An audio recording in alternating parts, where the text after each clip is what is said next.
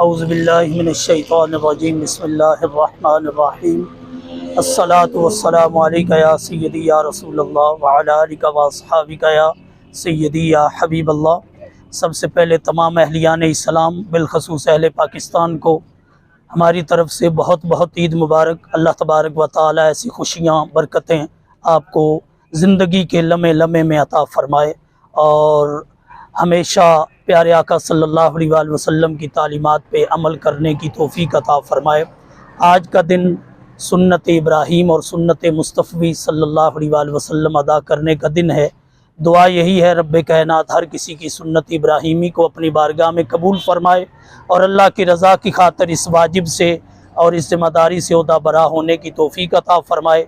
मैं तमाम अहबाब से गुजारिश करूँगा अल्लाह की रज़ा के लिए कुर्बानी करें और अल्लाह ही की रज़ा के लिए कुर्बानी की खाल जामिया रहमानिया रिज़विया में पहुँचा कर सवाब दारैन हासिल करें।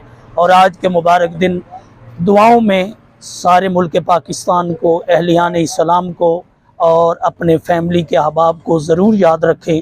अल्लाह ताला सब का हामी और नासिर हो और सबको बरकतें अता फ़रमाए। वमा अलैना इल्लल बलाग।